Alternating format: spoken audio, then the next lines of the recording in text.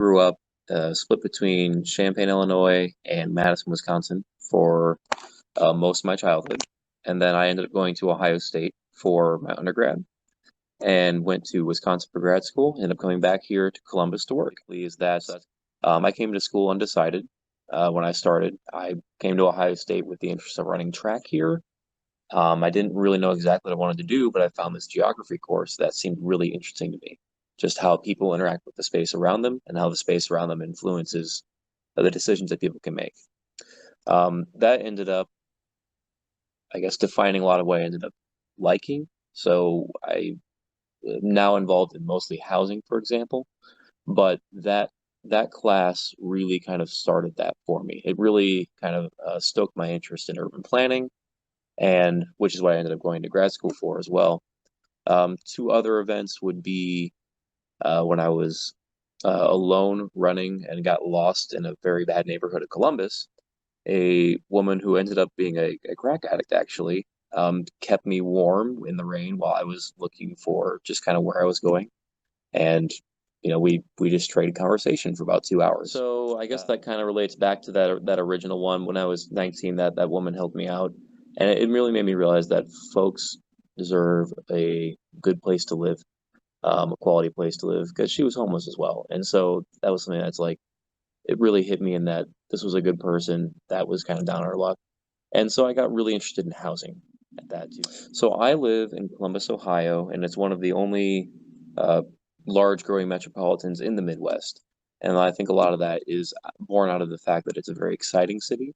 There's lots going on here in terms of new development, new activities, and it attracts a lot of folks from the areas around it because of that energy that it has. But yes, just promoting quality, affordable housing construction. We do a lot with Habitat, for example, a lot of our own regard too, regarding trying to get housing for folks that are below a certain income level, homeless population as well.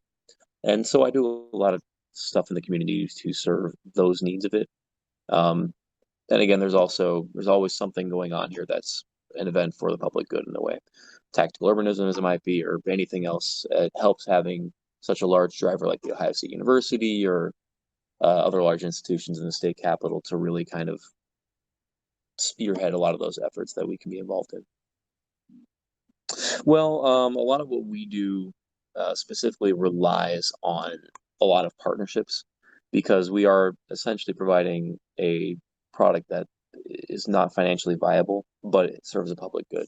So we have to partner with folks at the city level, at the county level, at the federal level, and at the local level to make sure that these projects come to fruition. Because really, essentially, we're trying to make projects that aren't financially viable, but through different funding sources and different qualifiers, we can actually make the project get to a home buyer or a renter, as it might be. Folks I look up to, for example, Brian Brown over at CMHA, he was the COO of the Housing Authority. My executive director, for example, Steve Torcell, works in affordable housing every day as well.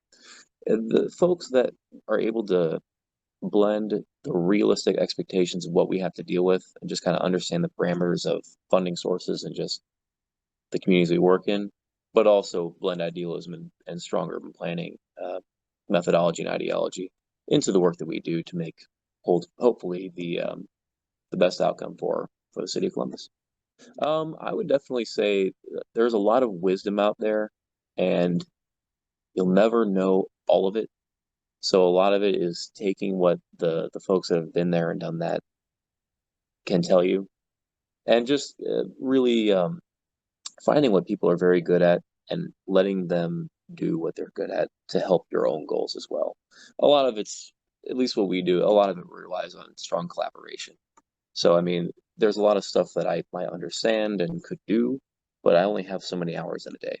So it's going to take a lot of working with folks that also understand similar things to make larger projects come to fruition. So, like a master plan for a city doesn't happen overnight. It takes a lot of folks working on the same thing.